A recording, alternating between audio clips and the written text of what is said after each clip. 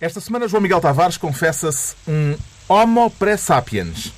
Pedro Mexia sente-se na Estrada da Beira e Ricardo Araújo Pereira declara-se Orlando. Está reunido o Governo Sombra.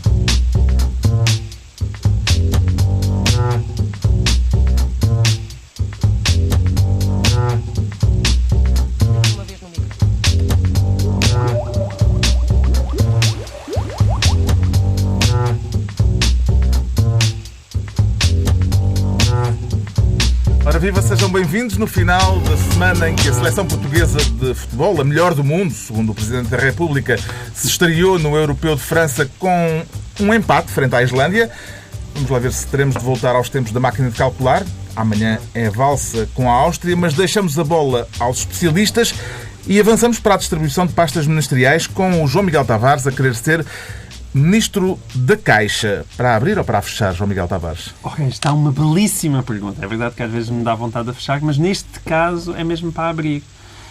Porque parece que eu quero a caixa aberta, mas há muita gente não, que quer muito fechadinha, sem saber o que é que lá se passou. Quer falar das notícias sobre um reforço de capital na Caixa Geral de Depósitos? Sim. Ou sobre a comissão parlamentar que o PSD vai instituir? Não é possível distinguir uma coisa da outra, não é? A questão é, fala-se em 4 mil milhões. O poder é, o PSD distinguiu. O PSD disse que se tivesse tido esclarecimentos suficientes no Parlamento, que não seria preciso uma comissão de inquérito. Sim, mas a gente pode já falar disso a seguir. O PSD está pura e simplesmente a fazer-se de sonso. Esse é o grande problema do PSD nesta altura. Podemos começar por ele. Acho que quando Luís Montenegro... Acho que é mesmo indispensável passarmos por aí. Quando Luís Montenegro se levanta no Parlamento e me diz: tenho aqui uma lista de 30 perguntas sobre a Caixa, evidentemente que aquilo que apetece responder é: mas vocês estiveram lá 4 anos? Não dá durante esses 4 anos o presidente, o chefe da bancada parlamentar não teve oportunidade se calhar ele teve 4 anos a reunir perguntas e quando se preparava para as colocar, eleições. Ora bolas. Não, há um lado aí que eu acho que é verdade. O governo, o PSD-CDS, já tinha suficientes confusões para lhe acrescentar ainda mais a Caixa. Já andava entretido com os BES e em parte com os Banifes e, portanto, eu consigo até perceber que se tem de tratar de um grande banco à beira da falência de cada vez.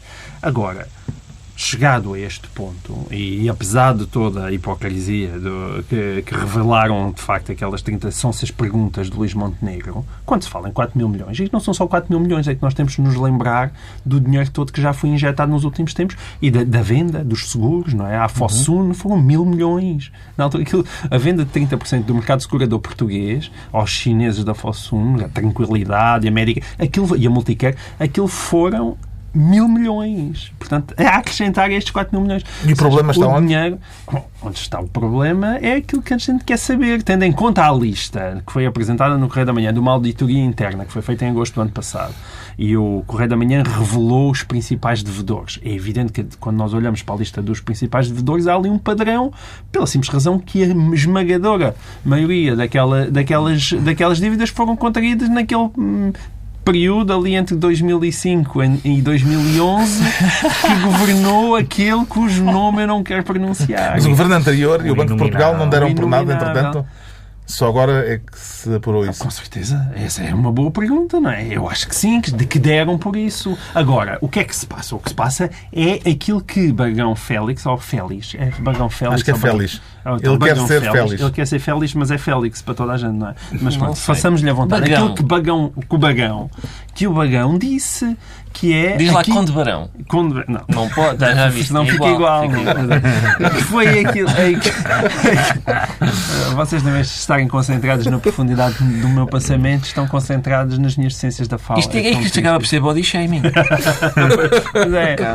Que pouca vergonha. Mas aquilo que ele disse que nesta história não há inocentes. Não há inocentes, incluindo ele próprio, que esteve lá. Quando eu vejo Bagão Félix, não se fale nisto, porque isto dá mau aspecto. Para quê investigar? Manuela Ferreira Leite veio, e para quê investigar? A minha resposta é: olha, porque vocês os dois foram ministros das Finanças e também andaram a fazer gigajogas. Mas eu quero saber. Por isso é quando eu digo gigajogas, quando eu digo gigajogas, não é gigajogas do campeonato Armando Vargas José Sócrates. Por exemplo, o Bagão Félix, que precisava que o déficit baixasse para 3% e agarrou no fundo de pensões da Caixa e passou para a Caixa Geral das Apresentações. Mas por isso é que a categoria do senador, dos chamados senadores, é uma categoria problemática, porque é uma categoria de pessoas que estão a comentar assuntos que tutelaram, que já sabiam, que na altura decidiram em sentido contrário e, portanto, depois... Exatamente. Mas agora, há um banho lustral que torna as pessoas em encenadores. Um banho lustral, sendo que o senhor que tomou o banho lustral o que diz é não vamos atirar lama. Foi as palavras do Balagão. Não, eu quero que atirem lama. A quem é que tem de pedir contas, Ricardo Araújo Pereira? Quanto tempo é que temos, Carlos? É que é preciso... 1 minuto e meio. É preciso pedir contas a muita gente. A questão é, eu até percebo, como diz o João Miguel, eu até percebo aqui o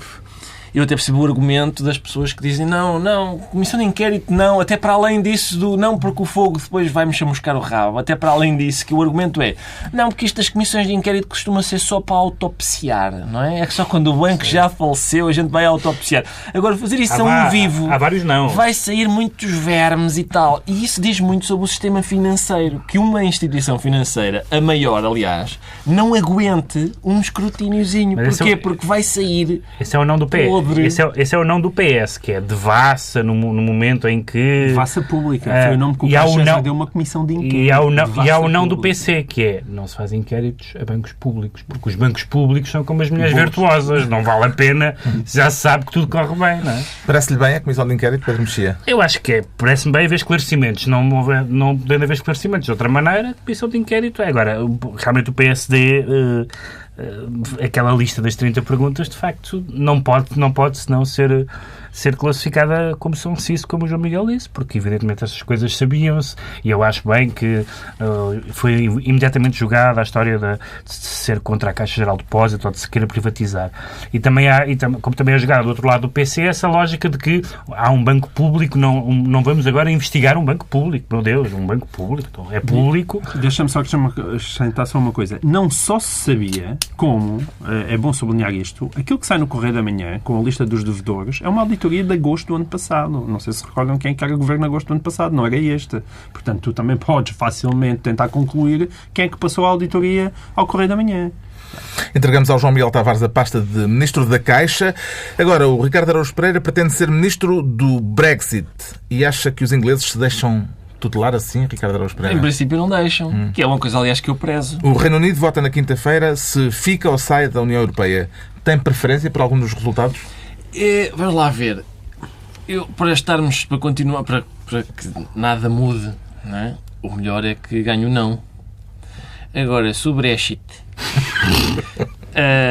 vence, está montado realmente um caldinho. Está. E que talvez isso não seja mau, no sentido em que é um abanão, se calhar pela primeira vez, e se calhar é dos poucos que a gente tem a oportunidade de assistir, um abanão nesta infalibilidade, neste sentimento de infalibilidade da União Europeia.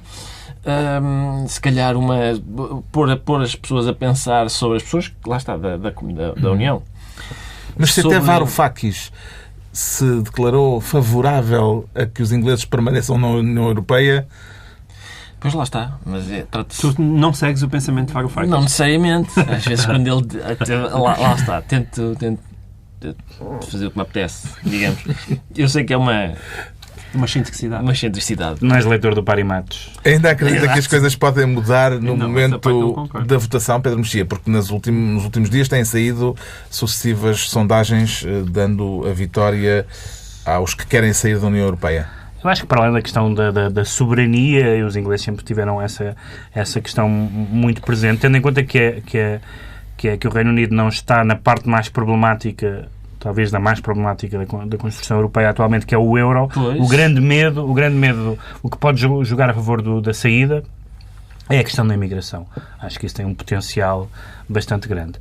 O que pode jogar a favor de ficar é que praticamente todas as empresas possíveis e imaginárias são pelo sim, a maioria esmagadora dos economistas, o governador do Banco de Inglaterra e, portanto, todas as pessoas... Pela permanência. Portanto, do ponto de vista económico, as pessoas podem ser sensíveis a esse cor. Nós sabemos, como, por exemplo, na sondagem no referendo da Escócia, também, a essa altura, parecia que ia ganhar o independentismo, a secessão, mas depois a economia parece ter sido o facto de eles não irem ficar com as plataformas do Mar do Norte, etc. Portanto, as pessoas também pensam com a carteira. Eu acho que há um impulso grande anti-europeu, basta ler os jornais ingleses, sobretudo os jornais tabloides.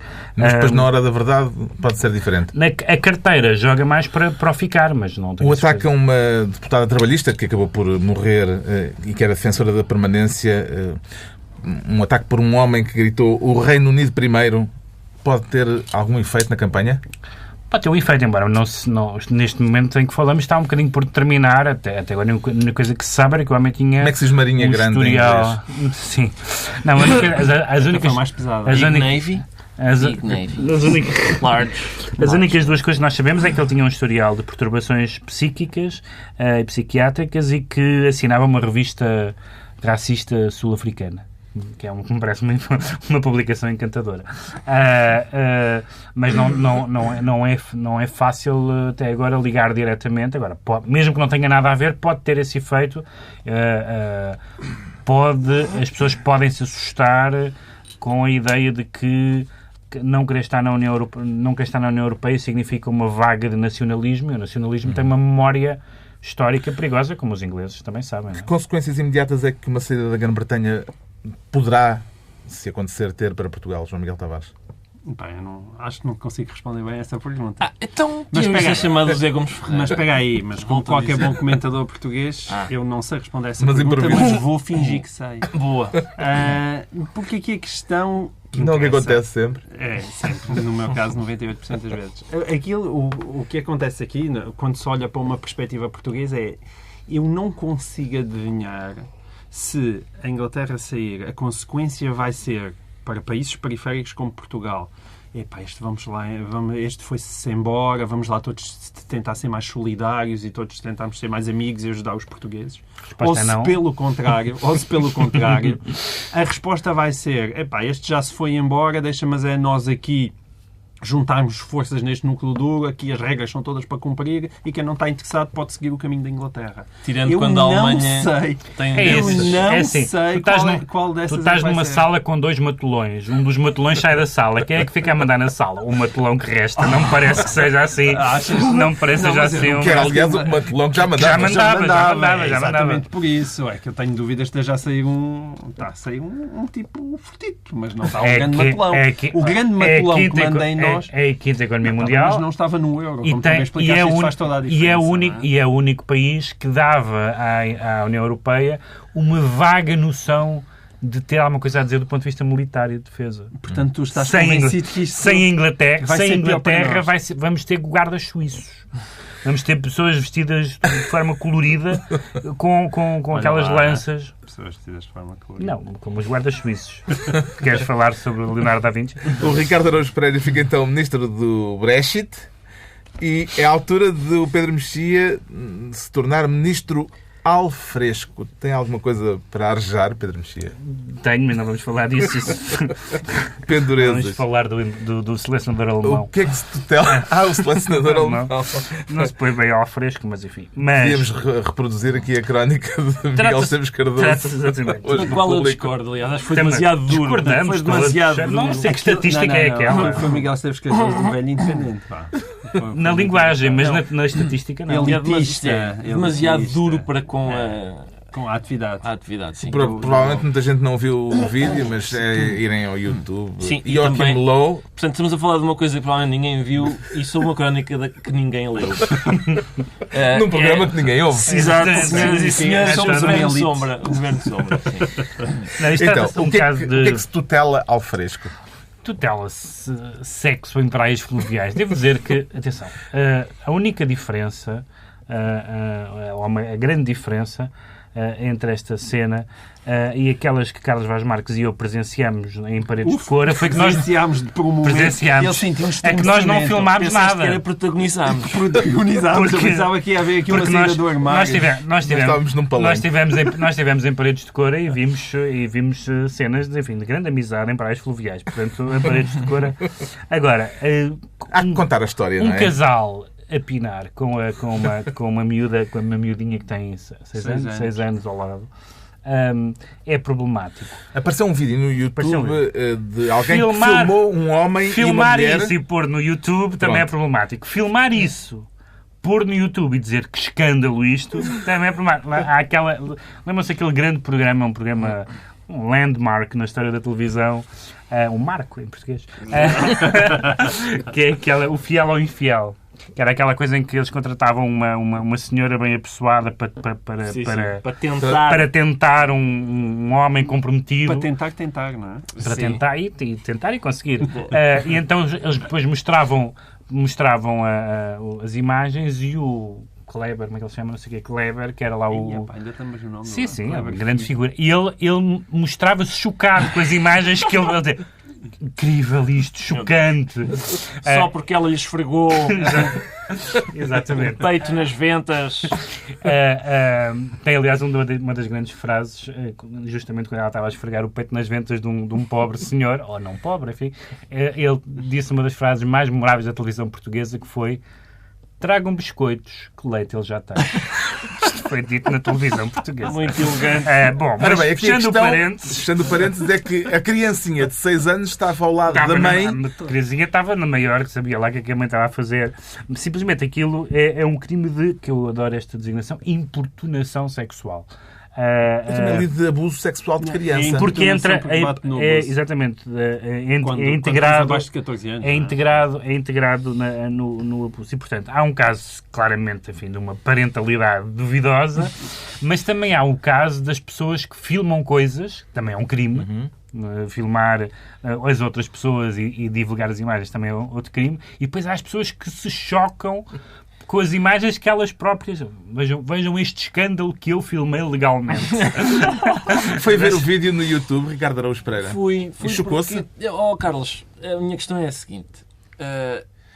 Aquilo que aqueles senhores estão a fazer é uma atividade que eu prezo. Porque se não tivessem empinado em paredes de cor, esta mesa teria apenas 3 pessoas.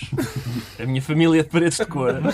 E, portanto, foi só porque alguém fez precisamente aquilo naquele concelho que eu hoje estou aqui. Mas agora, não esperemos que de forma mais recatada. Foram mais discretos, ao que sei, não é? Ao que sei, a minha avó foi ligeiramente mais discreta do que aquela senhora. E portanto, aquilo... Agora, eu vi o vídeo, de facto, o cineasta que o gravou teve algum cuidado, porque no início a criança está escondida por uma árvore. Vê-se apenas o casal.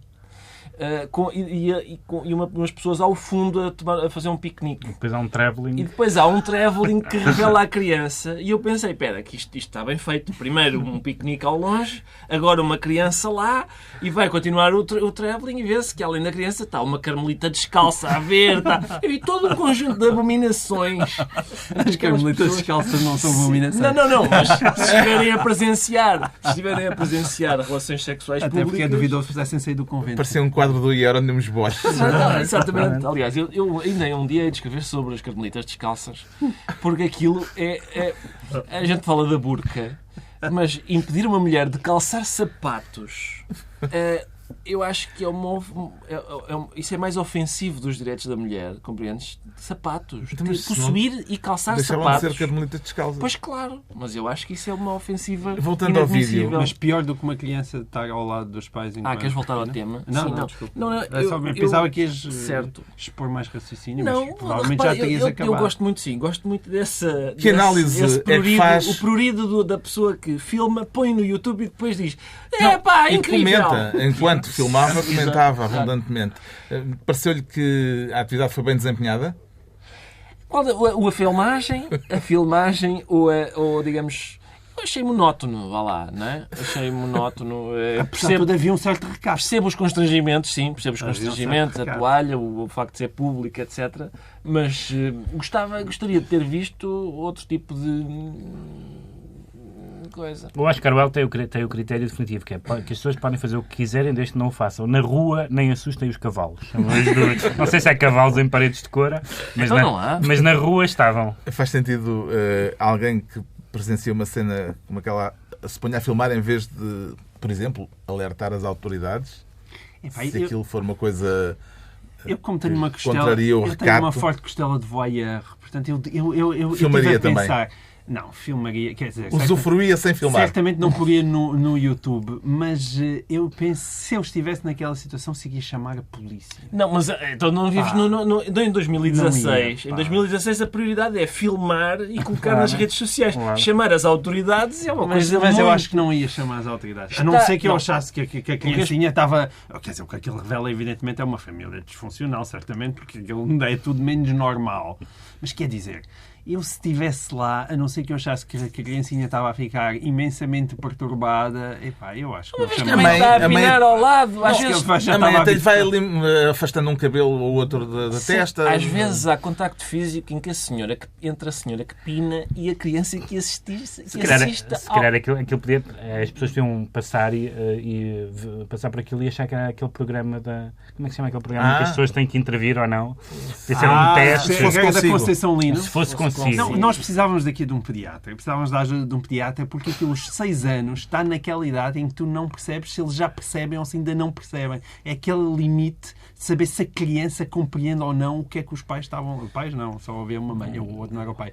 Estavam ou não ali a fazer. O pormenor já referido da mãe que está a pinar, ajeitar a franja da filha, é para mim precioso, porque a mãe diz, vou-te ajeitar o cabelo porque senão parece mal, enquanto está a pinar em público. O Pedro Mexia fica assim ministro ao fresco. Estão entregues as pastas ministeriais por esta semana. Agora vamos analisar porque é que o Ricardo Araújo Pereira se declara Orlando, depois de já ter sido Charlie Araújo Pereira, agora é Orlando Araújo Pereira. Sim, essa é uma das questões, não é? É o facto de toda a gente ter dito Je suis Charlie, e bem, no meu entender. Há pessoas que não entenderam o que é que Je suis Charlie queria dizer. É o caso de José Milhazes, por exemplo, que passado uns tempos disse eu não sei o quê, deixei de ser Charlie, deixei de ser Charlie porque eles agora fizeram um cartoon que eu não gostei. Ora, não é isso que ser Charlie significava. Ser Charlie significava eu tenho a seguinte posição. A um desenho não se responde com um tiro na nuca. Era isso que ser Charlie significava.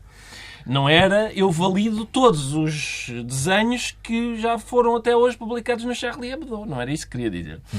Neste momento, ninguém disse eu sou homossexual. Isso é uma coisa curiosa. Eu fiz essa reflexão esta semana. Uma reflexão boa. Sim, exato. O problema, acho eu, é que na nossa sociedade, às vezes, nem os homossexuais dizem eu sou homossexual. Nem eles se sentem à vontade suficiente para dizer isso. Eu fiz a seguinte reflexão esta semana. Agora, no fim deste atentado, portanto, foi a redação do Charlie Hebdo, o Bataclan e um bar gay em Orlando. Isto compõe o retrato do terrorista islâmico, fundamentalista islâmico, que é pessoa que não gosta de piadas, música rock e homossexuais. Isto é o retrato do meu tio Alfredo. Essa é a questão, percebes? O meu tio Alfredo, entre os autores de piadas, os frequentadores de concertos e os homossexuais, os únicos dos quais eu ouvi dizer esta gente devia morrer são precisamente os homossexuais. É possível que de todos os ataques perpetrados por terroristas islâmicos, este tenha sido o primeiro em que as vítimas não sabem imediatamente olha, são tiros, de certeza que é um fundamentalista islâmico. Estes jovens homossexuais que estavam neste bar podem ter pensado perfeitamente quem será o meu vizinho, um fundamentalista islâmico, um fundamentalista cristão que empunha cartazes a dizer Deus odeia homossexuais em funerais de soldados homossexuais nos Estados Unidos. Enfim, a dúvida... Só que há várias dúvidas sobre várias identidades do terrorista. Há algumas dúvidas sobre se ele era islâmico, no sentido de ser militante islâmico radical, e também há crescentes dúvidas sobre a sua sexualidade, não é? Certo, com certeza. A primeira notícia, o pai disse que ele tinha ficado chocado por verem 2 homens a beijarem-se, e depois frequentadores da discoteca, do clube, disseram que ele ia lá, que ele era um frequentador. Não sei se era um reperrage, não é? Se era para ir lá, para lá voltar mais tarde. Houve testemunhos de que ele ia lá há 3 anos. Pronto, mas seja quando for, isso revela... Teve 3 anos a preparar. Não, acho que não. Não, exatamente. O que estou a dizer, não é a preparar. O pai teve declarações de muita humanidade. Exato. Que foram... Não, por acaso está mal feito, porque quem vai castigar os homossexuais vai ser Nosso Senhor. Precipitou-se. O meu filho precipitou-se. Compreende a polémica em torno do modo como este ataque deve ser classificado, João Miguel Tavares. Se é um atentado de caráter homofóbico ou mais um atentado do extremismo islâmico? Eu compreendo, neste caso especificamente compreendo. Eu ultimamente, não há muito tempo, tenho escrito alguns textos e que têm a ver muitas vezes com uma espécie de falta, que eu considero ser de falta de bom senso, e tenho entrado em alguns conflitos com a comunidade LGBT, nomeadamente por causa da questão do sangue. Nós chegámos a falar LGBTI. LGBTI, exatamente. O I também é uma coisa importante. E porque eu acho que há alguns combates, no caso especificamente do sangue, acho que se estava a misturar tudo. Não é? Muitas vezes salta-se para cima do cavalo, da homofobia e leva-se tudo em frente. Ok, mas neste caso, este é que é o caso em que sim, aquilo é homofobia. Claro que nós não temos que optar entre. É bastante evidente. É bastante evidente. Mas houve imensos peritos em jornais altamente respeitáveis que fugiram com o gay do título, não é? O título não dizia homossexual, ninguém em imensos, aliás, jornais respeitáveis no mundo inteiro. Convém não fugir em nenhuma das metades da questão. E convém não fugir em nenhuma das metades. É evidente que aquilo é cumulativo, embora pelas notícias que nós estamos a ver, provavelmente ele era mais homofóbico do que provavelmente um terrorista islâmico. E aquilo que o moveu foi a homofobia. Agora, este é que é o combate. Este é que é o combate justo. Agora, não, estás-te a rir. Eu escrevi um texto no público em que utilizei uma expressão infeliz que era a questão da opção sexual. E houve gente lá que diz, opção sexual? Não é opção sexual, é orientação sexual. E o Presidente Hollande. E eu, o Presidente Hollande. Eu disse, realmente devia ter escrito orientação. Peço desculpa, escrevi opção e devia ter dito orientação. Mas e depois também escrevi o respeito pela diferença. E também houve quem me dissesse, diferença? Mas diferença porquê? Mas porquê? Quem é que diz o que é normal e o que é que não é normal? E, de facto, é este tipo de policiamento da palavra. Já realmente... Quantas palavras é que os fiscais te deixaram usar? Esse é o problema, porque nós sentimos que precisamos de andar todos pelo menos 6 a 6 meses, ver a semana, não é? A moda vocabular, primavera-verão, a moda vocabular outono-inverno, que é para nós sabermos quais são as palavras que são permitidas e quais são as palavras que, entretanto, foram proibidas.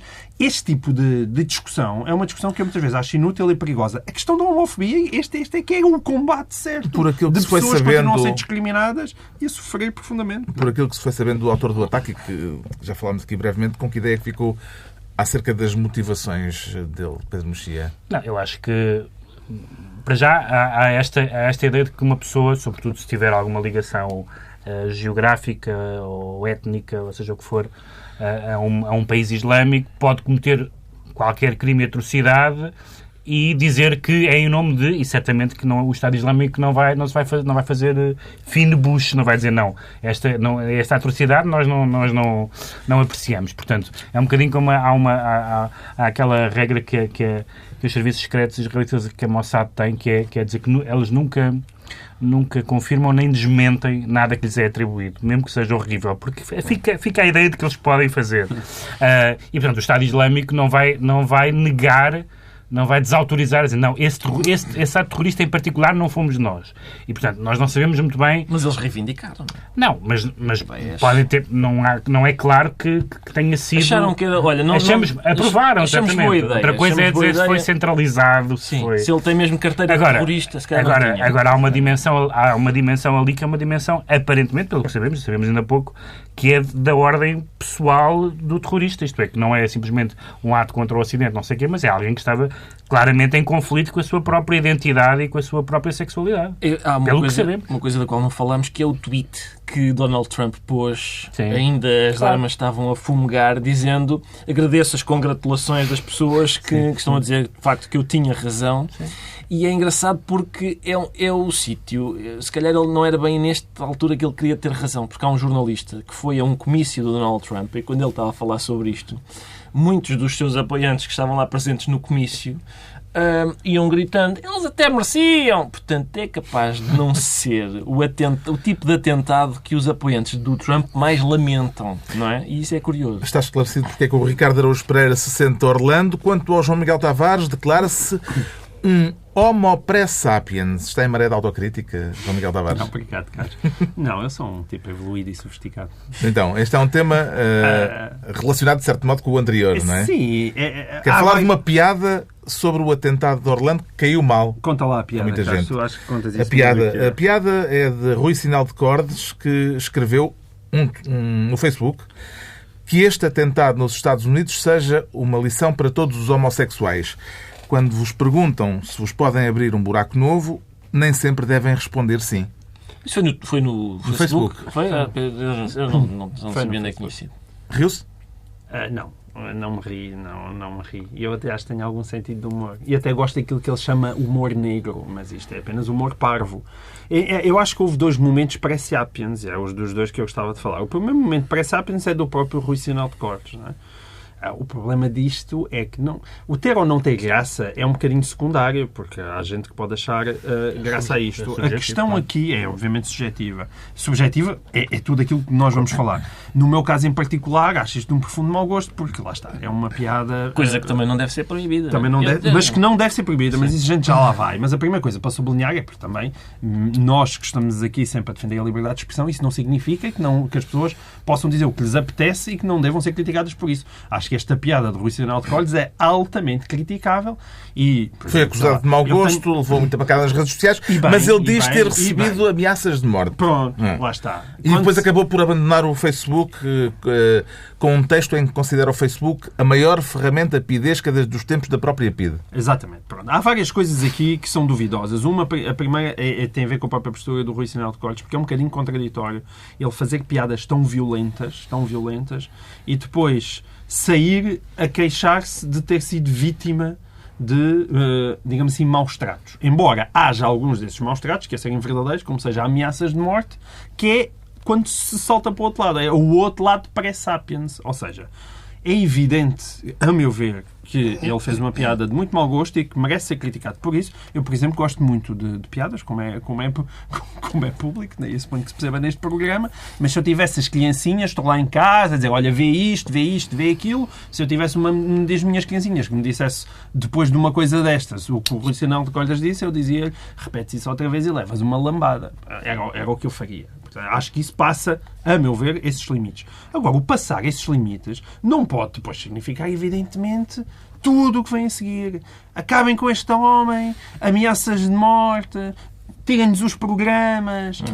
É esta espécie de bullying sobre a liberdade de expressão que forem pessoas que não têm passam os limites. Meios para executar essas ameaças. Mas aí é que está. É conversa hoje, também, não é? Hoje, uma horda de 50 mil pessoas que individualmente não têm poder nenhum, eu já vou falar sobre isso. Pronto. Rui Sinal de Cortes é uma vítima das redes sociais ou revelou pouca capacidade de encaixe, Pedro Mexia?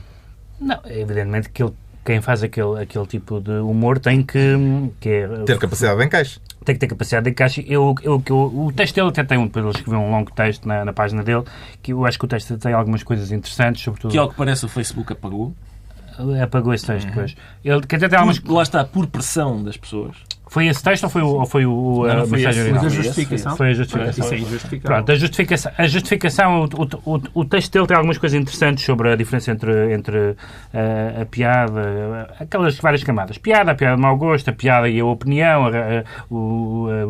que as pessoas escandalizarem-se ou ameaçarem, etc. Agora, também acho estranho que o Rui Sinal de Cortes, nesta circunstância, diga que esperava que estava no Facebook porque esperava que o Facebook fosse um lugar de trocas de ideias válidas com um vislumbre de educação e abertura de espírito. Quer dizer, qualquer pessoa que teste o Facebook 5 minutos sabe que isto não é uma descrição nem sequer aproximativa de nenhuma rede social. E, portanto, quando ele diz as redes sociais são lugares de raivas, frustrações, ódios e lodo, com certeza a gente sabe isso, mesmo as pessoas que gostam, incluindo algumas nesta mesa.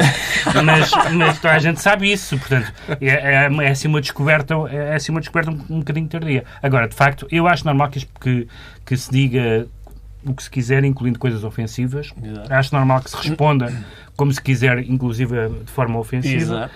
A haver, como ele alega, e não é a primeira pessoa que alega, no caso do Henrique Raposo, no caso do José Cid, etc., que as pessoas passem, mesmo que seja da boca para fora, ameaçar alguém de morte é um sintoma de qualquer coisa. É um sintoma de qualquer coisa. Nenhum de nós, acho que ameaçou ninguém de morte numa discussão. E já tivemos todas discussões bravias, até uns com os outros, às vezes. Mas ameaçar de morte significa que esse tipo de... Mesmo que seja uma bravata, e de facto é, porque não há provavelmente assim homicídios de humoristas e de figuras públicas por aí, felizmente, significa que há um clima em que se pode encarniçar a discussão a esse ponto. O que é que está errado neste filme, Ricardo Araújo Pereira? Vamos ver até onde é que está tudo certo, que é o Rui Sinal de Cortes escreveu uma coisa, escreveu o que lhe apetece, escreve o que lhe apetece. Tudo certo. Mas é muito ofensivo. Não interessa. Tem direito de fazer isso. As pessoas que veem aquilo acham ofensivo e ofendem-no a ele. Até aqui está tudo ótimo. No meu mundo é assim que as coisas funcionam. Uma pessoa diz uma coisa ofensiva, sendo que definir o que é ofensivo e não é muito difícil, porque as pessoas se ofendem por tudo e por nada. Hoje em dia, então, pior ainda, não é? E, portanto, uma pessoa disse uma coisa que os outros acharam ofensivo. Tem direito a dizer. As outras que acharam ofensivo ofenderam-no a ele. Tem direito. Até aqui está tudo ótimo. Tudo ótimo.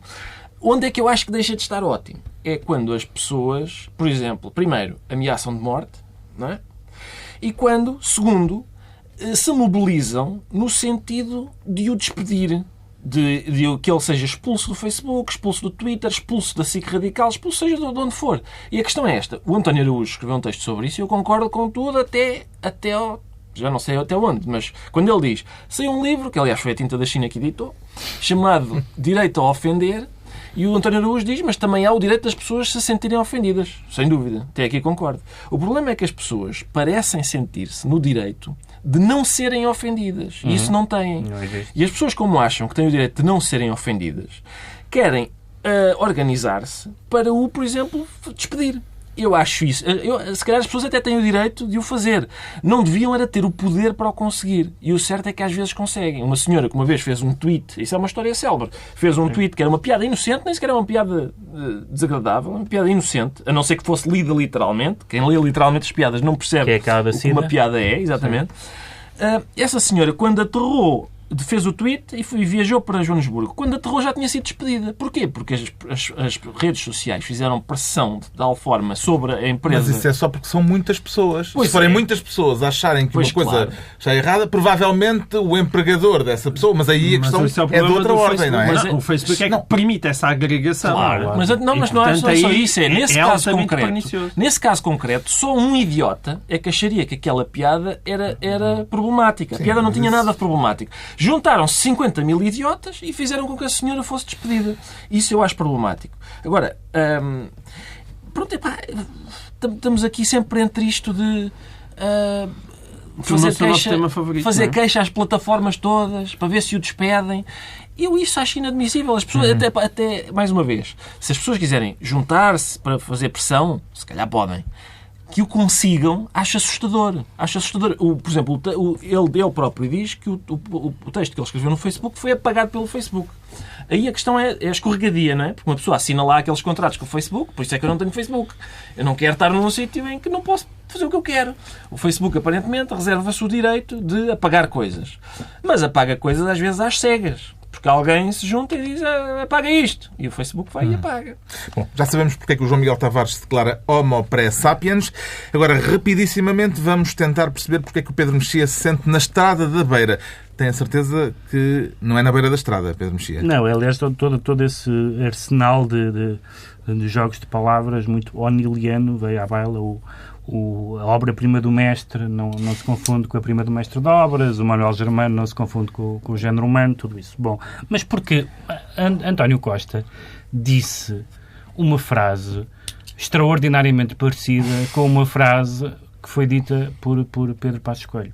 E isso foi lembrado por algumas pessoas, nomeadamente do PSD, e houve um rasgar de vestes dizendo como é que é possível compararem essas frases. Ora, as frases são praticamente iguais. É verdade que o contexto não é exatamente igual, mas o resultado útil, que é dizer aos professores, a uma classe profissional, que é os professores que há oportunidades de trabalho lá fora, isso é o resultado útil de uma frase e de outra, é igual.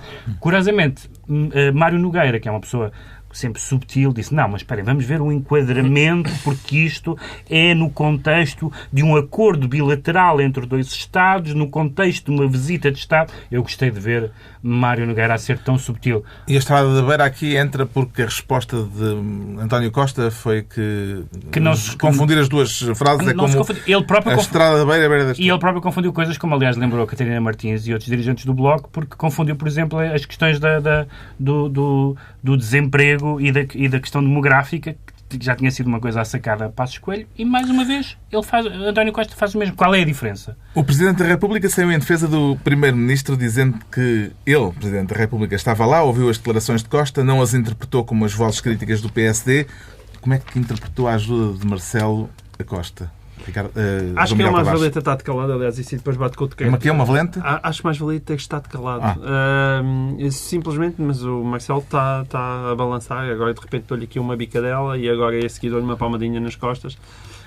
Se ele não fizesse nenhuma coisa nem outra, acho que era preferível. Vê alguma razão para esta polémica levantada em torno desta frase? Vejo alguma e recuso alinhar no two legs bad, four legs good, que neste Benfica Sporting, que a questão é a seguinte. Realmente as frases são muito parecidas. Tirando, certo, foi noutro contexto, se calhar a intenção não é a mesma, mas que não é, mas não é o Manel Germano e o género humano, é o Manel Germano e o Manel Albano. A diferença é esta. É a altura dos decretos. O Pedro Mexia decreta mau feitio. Mau feitio. Em geral, não sou a favor de pessoas sem superego, pessoas desagradáveis, ariscas e amargas, e pronto, chega de falar dos meus amigos, mas não dos aqui presentes, exceto numa pessoa em que eu adoro isto, que é Larry David, e foi anunciado que vai regressar uma nova temporada do Curb Your Enthusiasm, que é a minha série preferida, talvez, de todos os tempos, e em que ele... E é bué da fixe. Em que ele se entrega a essa experiência de levar a cabo tudo aquilo que ele, enquanto pessoa, reprime.